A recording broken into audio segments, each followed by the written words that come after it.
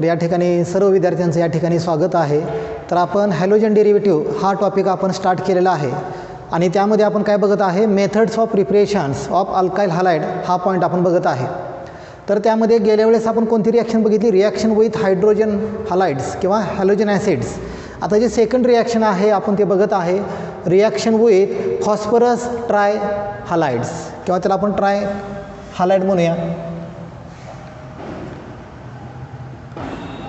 Phosphorus try हॅलाइड्स. तर ही reaction आपण बघूया. तर आपण एखादं एक्झाम्पल घेऊया यामध्ये. फॉर एक्झाम्पल्स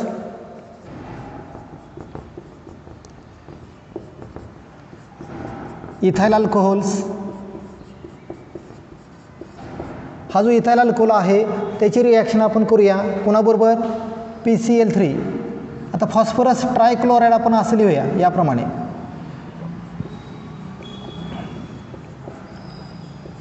याला म्हणायचं फॉस्फरस ट्रायक्लोराइड्स.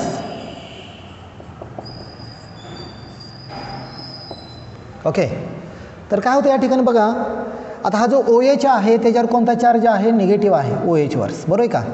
आता यामध्ये OH किती आहेत रे या ठिकाणी, हे जे 3 OH आहेत, इथे 3 कोइफिशियंट आहे, तर 3 OH आहेत आणि Cl पण किती आहेत रे या ठिकाणी, 3 Cl आहेत. तर हे जे 3 Cl आहेत ते काय करतात, 3 OH ला रिप्लेस करतात. म्हणजे OH ठिकाणी हे Cl येतात. म्हणजेच काय मिळतं बघा या ठिकाणी, या ठिकाणी Cl येतं. याला म्हणायचं इथाइल क्लोराइड्स, बरोबर आहे का. आता या ठिकाणी काय रिमूव्ह होणार आहे, आता हे 3 Cl तर या ठिकाणी अटॅच होतात. आता शिल्लक काय काय बघा या ठिकाणी, हायड्रोजन किती आहेत, फॉस्फरस किती आहे आणि ऑक्सिजन किती आहेत. तर हायड्रोजन किती शिल्लक आहेत या ठिकाणी, 3 हायड्रोजन आहेत. फॉस्फरस किती शिल्लक आहे रे, एकच आहे. ऑक्सिजन किती शिल्लक आहे, 3. यांचा कुठला कंपाऊंड मिळू शकतो यांच्यापासून, हायड्रोजन 3 आहेत, H3, फॉस्फरस एकच आहे आणि ऑक्सिजन किती आहेत, 3 आहेत. तर हा कंपाऊंड आपल्याला मिळतो प्लस H3PO3. याला म्हणायचं फॉस्फरस ॲसिड.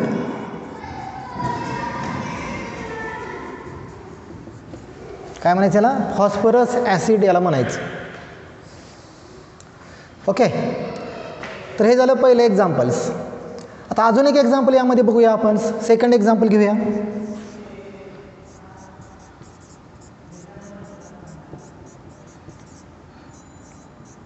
काय नाव या कंपाऊंडचं, याचं नाव आहे आयसोप्रोपाइल अल्कोहोल. आता याची रिॲक्शन करूया आपण, फॉस्फरस ट्रायब्रोमाइड्स.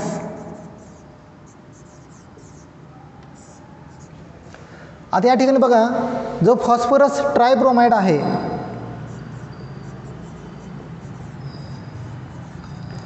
तो कसा आहे, अनस्टेबल आहे. आता या ठिकाणी आपण जो फॉस्फरस ट्रायक्लोराइड घेतला होता तो कसा आहे, स्टेबल आहे. तो डायरेक्ट आपण रिॲक्शन करू शकतो या दोघांची. पण या ठिकाणी जो फॉस्फरस ट्रायब्रोमाइड आहे तो कसा आहे, अनस्टेबल आहे. मग तो काय करायचा, रिॲक्शनच्या दरम्यान तो तयार करायचा. आता कसा तयार करायचा बघा या ठिकाणी, तर जे रेड फॉस्फरस आहे, रेड फॉस्फरस ते मिक्स करायचं कोणाबरोबर, ब्रोमिन बरोबर. आणि मग त्यांच्यापासून काय मिळतं आपल्याला, फॉस्फरस ट्रायब्रोमाइड आपल्याला मिळतं. आणि मग त्याची रिॲक्शन अल्कोहोल बरोबर या ठिकाणी होत आहे रिॲक्शन्स. आता कसं तयार करायचं या ठिकाणी बघा, ते पण तुम्हाला सांगतो थोडक्यात मी. आता या ठिकाणी बघा फॉस्फरस आहे, हा फॉस्फरस प्लस या ठिकाणी ब्रोमिन आहेत, बरोबर आहे का. आता या ठिकाणी 2 फॉस्फरस आणि 3 ब्रोमिन आपण घेऊया. तर काय मिळतं यांच्यापासून बघा, 2PbR3. तर अशा प्रकारे काय करू शकतो आपण, जे रेड फॉस्फरस आहे आणि ब्रोमिन आहे या दोघांच्या मिक्सचरपासून काय मिळतं आपल्याला, फॉस्फरस ट्रायब्रोमाइड मिळतं. आणि मग तो या ठिकाणी आपण तो वापरतोय. आता का तो अनस्टेबल आहे, हा का स्टेबल आहे, कारण की हा जो कंपाऊंड आहे त्याच्यामध्ये जे बॉन्डिंग आहे, जे ओव्हरलॅपिंग आहे ऑर्बिटलचे, ते ओव्हरलॅपिंग कसे आहे, वीक आहे, बॉन्डिंग वीक आहेत. त्यामुळे हा कसा आहे, अनस्टेबल आहे. आणि पुढचा जो कंपाऊंड आहे फॉस्फरस ट्राय आयोडाईड तो पण तसंच आहे, वीक आहे. आणि हा स्ट्रॉंग बॉन्डिंग असल्यामुळं हा स्टेबल आहे. तर बघा या दोघांमध्ये रिॲक्शन कशी होते, तर सेम रिॲक्शन आहे. तर काय होतं या ठिकाणी, हा जो OH आहे, OH त्याला काय करतात, या ठिकाणी 3 आहेत, हा नाही 3 OH आहेत. तर त्या 3 OHला 3 ब्रोमीन काय करतात, रिप्लेस करतात. म्हणजे 3 OH ठिकाणी हे 3 ब्रोमीन येतात. म्हणजेच काय मिळतं बघा या ठिकाणी,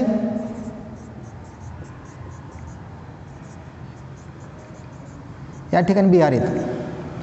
याचं नाव आहे आयसोप्रोपाइल ब्रोमाइड्स.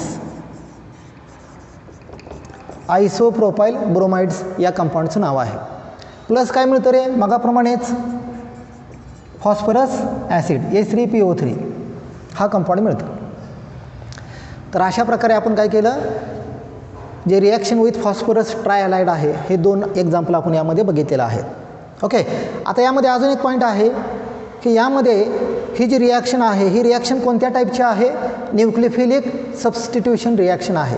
का न्यूक्लियोफिलिक आहे यामध्ये बघा, कारण की OH वर निगेटिव्ह चार्ज आहे, हॅलोजनवर निगेटिव्ह चार्ज आहे. तर निगेटिव्ह ॲटमला रिप्लेस करत आहे. आणि ज्यावेळेस एखादा निगेटिव्ह ॲटम दुसऱ्या निगेटिव्ह ॲटमला रिप्लेस करतो, अशा वेळेस त्या रिॲक्शनला आपण काय म्हणतो, न्यूक्लियोफिलिक सबस्टिट्यूशन रिॲक्शन्स. ओके. तर हे झालं रिॲक्शन विथ फॉस्फरस ट्रायहॅलाइड्स. आता पुढची रिॲक्शन घेऊया आपण.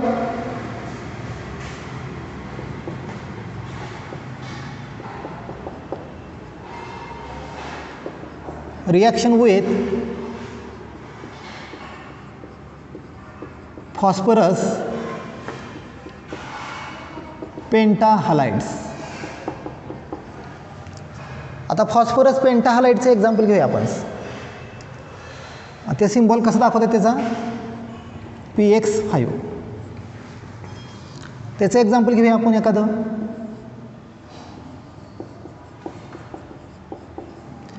कोण आहे हा, इथाइल अल्कोहोल्स. कोणावर रिॲक्शन करायची आपल्याला, फॉस्फरस पेंटाक्लोराईड घेऊया आपण. या पद्धतीने लिहूया तो आपण. 5 Cl आहेत. हां, या पद्धतीने लिहूया फॉस्फरस पेंटाक्लोराइड्स.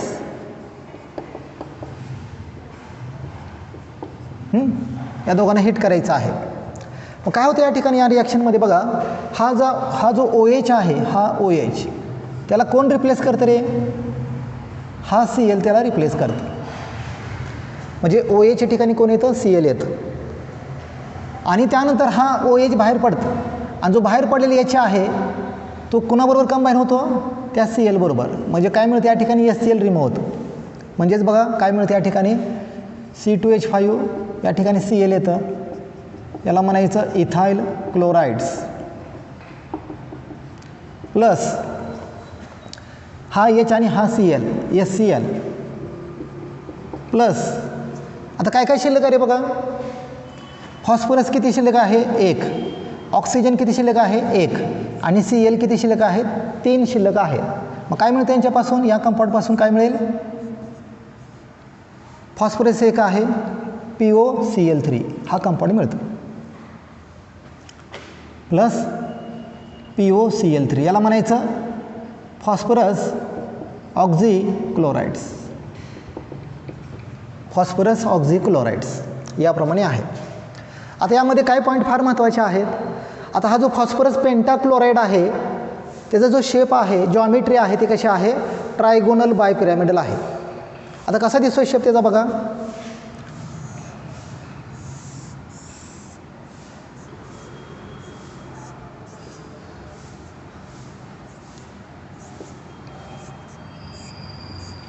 ओके.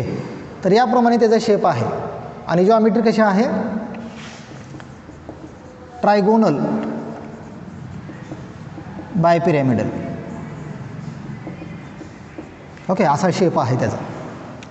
त्यानंतर हा जो फॉस्फरस पेंटाक्लोराइड आहे हा कसा आहे, व्हायलेंटली विग्रसली रिॲक्शन करतो. विग्रसली रिॲक्शन करतं कुणाबरोबर, इथाइल अल्कोहोल. आणि ट्रिमेंडस अमाऊंटमध्ये जे HCl आहे, HClचे वेपर्स जे आहेत ते खूप बाहेर पडतात. त्यामुळे हे जे रिॲक्शन आहे it is not suitable reaction नाही. म्हणजे या प्रकारे आपण अल्काइल हॅलाइड तयार करू शकतो पण ती सुटेबल नाही, कारण की रिस्की आहे यामध्ये. पण कशासाठी वापर करू शकतो आपण, एखाद्या ऑर्गॅनिक कंपाऊंडमध्ये OH आहे का नाही, OH फंक्शन ग्रुप डिटेक्ट करण्यासाठी ही रिॲक्शन बऱ्याच ठिकाणी वापरतात. ओके, तर हे झालं पहिलं एक्झाम्पल. यामध्ये अजून एक एक्झाम्पल घेऊया आपण, दुसरं examples.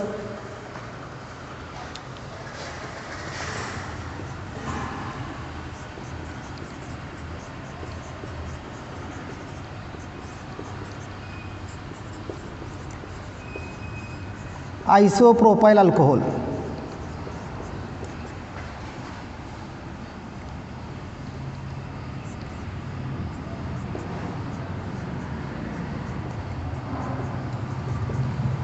Phosphorus pentachlorides. Same reaction आहे.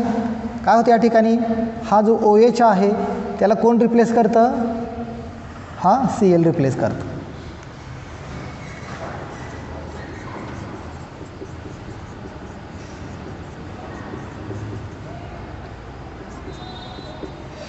प्लस काय मिळतं, POCl3. याचं नाव आहे आयसोप्रोपाइल क्लोराइड्स, या कंपाऊंडचं नाव आहे. आणि याचं नाव आहे फॉस्फरस ऑक्झिक्लोराइड्स. ओके, तर याप्रमाणे आपण हे दोन रिॲक्शन बघितले आहेत, फॉस्फरस ट्रायहलाइड आणि फॉस्फरस पेंटाहलाइड्स. आता याची पुढची रिॲक्शन आपण बघूया.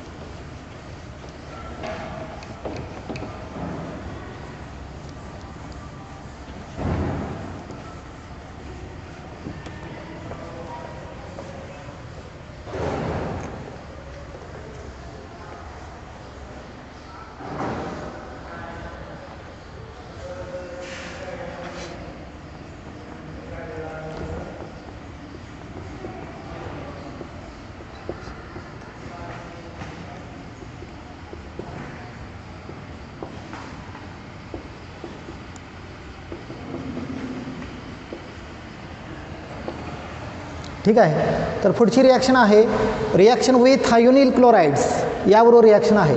तर याचे एक्झाम्पल घेऊया आपण.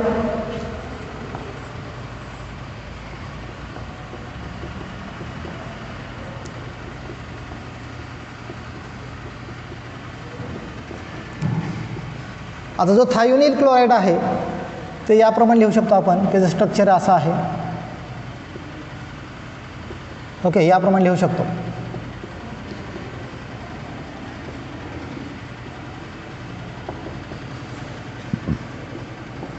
कॅटलिस्ट काय वापरायचं आहे, पायरिडिन, आणि रिप्लक्स करायचं आहे. ओके, तर बघा कशी रिॲक्शन आहे या ठिकाणी. तर यामध्ये हा जो OH आहे त्या OHला कोण रिप्लेस करतं, हा Cl या ठिकाणी रिप्लेस करतं. हा निगेटिव्ह चार्ज आहे, हा पण निगेटिव्ह चार्ज आहे. मग निगेटिव्हला रिप्लेस करत आहे. कोणत्या टाईपची रिॲक्शन आहे, न्यूक्लियोफिलिक सबस्टिट्यूशन रिॲक्शन आहे. आणि हिथला जो H आहे हा H या Cl बरोबर कंबाईन होतो. म्हणजे हा H प्लस हा Cl काय मिळतं रे, SCl. आणि हा Cl याला रिप्लेस करतं. म्हणजेच काय मिळतं बघा या ठिकाणी, C2H5Cl, याला म्हणायचं इथाइल क्लोराइड्स. प्लस काय रिम होतं, प्लस हा SCl प्लस काय शिल्लक आहे या ठिकाणी बघा, सल्फर किती शिल्लक आहे, 1. ऑक्सिजन किती शिल्लक आहे, 2. तर काय मिळतं यांच्यापासून, सल्फर डायऑक्साईड या ठिकाणी मिळतं आपल्याला, SO2. तर अशा प्रकारे आपण ही पहिली रिॲक्शन बघितलेली आहे. यामध्ये अजून एक एक्झाम्पल घेऊया आपण, सेकंड एक्झाम्पल्स.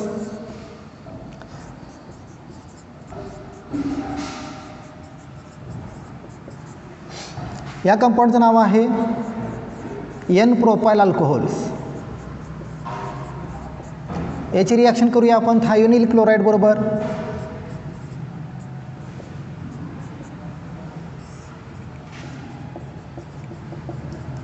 सेम कॅटलिस्ट आहे, पायरिडिन आणि रिफ्लक्स करायचं आहे. ओके.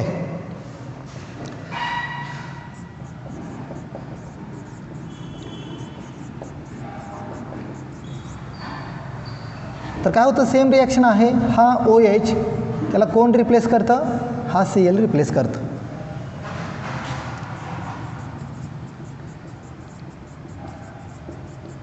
याचं नाव आहे N प्रोपाइल क्लोराइड्स. प्लस काय रिमूव्ह होतं रे, हा H आणि हा Cl म्हणजे HCl plus SO2 sulphur dioxide. Okay. तर हे दुसरं एक्झाम्पल त्यातलं आहे. आता यामध्ये काय पॉईंट फार महत्त्वाचे आहेत, नीट लक्ष द्या. आता या ठिकाणी जो पायरिडिन आपण वापरणार आहे हा ऑर्गॅनिक कंपाऊंड आहे आणि त्याचे दोन फंक्शन आहेत या ठिकाणी. पहिलं फंक्शन आहे तो कोणाचं काम करतं, कॅटॅलिस्टचं काम करतं. कॅटॅलिस्ट काय काम करतं रे, the substance which can accelerate rate of reaction, म्हणजे रिॲक्शनचं रेट वाढवण्याचं काम करतं. प्लस दुसरं काम आहे की ॲज ए सॉल्वंट म्हणून त्याचा वापर केला जातो. म्हणजे सॉल्वंट आणि कॅटॅलिस्ट हे दोन्हीचं ते काम करतं. कोण, पायरिडिन्स. त्यानंतर या ठिकाणी रिफ्लक्स शब्द वापरलेला आहे. आता रिफ्लक्स म्हणजे काय करायचं आहे, तर काय करायचं, या ठिकाणी इथाइल अल्कोहोल आणि थायोनिल क्लोराइड्स या दोघांच्या मिक्सचरला बॉईल करायचं आहे. बॉईल केल्यानंतर त्यांच्या वेपरमध्ये रूपांतर होतं आणि मिक्स झाल्यानंतर काय होतं, वेपर्स तयार होतात. कोणाचे, इथाइल क्लोराइड्स. आणि हे दोन्ही असेल तर कोण, हा पण वेपर आहे आणि हे कोण ॲब्झॉर्ब करतं, पायरिडिन. राहिला सल्फर डायऑक्साईड, तो पण रिमूव्ह होतो आणि हा जो इथाइल क्लोराईड आहे त्याचं वेपरमध्ये रूपांतर होतं आणि पुन्हा त्याला कूल करायचं आणि पुन्हा त्याला ओरिजिनल सोल्युशनमध्ये आपण त्याला मिळवू शकतो. तर त्याला म्हणायचं रिफ्लक्स. म्हणजे पहिल्यांदा सोल्युशनचं वेपरमध्ये रूपांतर करायचं स्ट्रॉंग हीट देऊन आणि पुन्हा त्याचं रूपांतर ओरिजिनल सोल्युशनमध्ये आपण करू शकतो बाय कूलिंग. तर हे झालं रिफ्लक्स. त्यानंतर हा जो पायरिडिन आहे तो कसा आहे, त्याचं स्ट्रक्चर कसं आहे तुम्हाला सांगतो. Structure of पायरिडिन.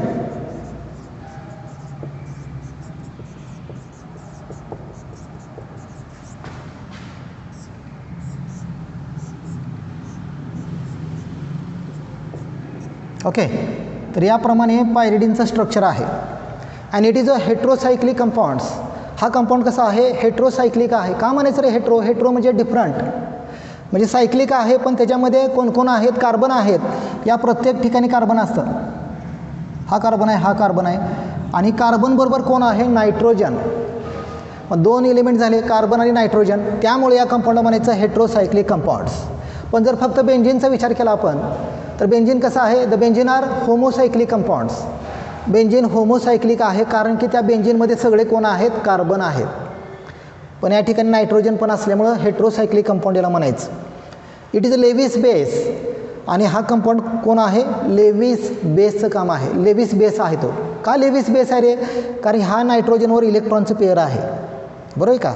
लेविस बेसचे काय डेफिनेशन आहे, the substance which donate lone pair of electron.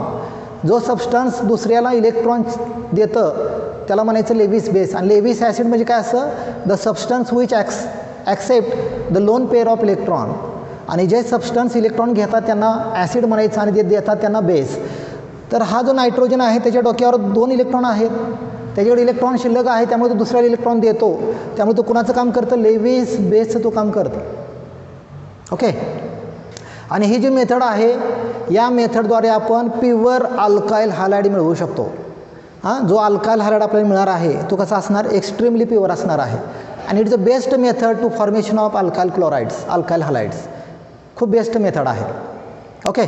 तर अशा प्रकारे जे मेथड्स ऑफ प्रिपरेशन आहे त्यामध्ये आपण महत्त्वाचे जे 4 रिॲक्शन आहेत ते आपण कवर केलेले आहेत. कुठले कुठले, HX बघितलं आपण. HXमध्ये काय काय बघितलं, HCl बरोबर HBr आणि HI बरोबर रिॲक्शन बघितलेले आहे. त्यानंतर PX3 बरोबर रिॲक्शन केली आपण.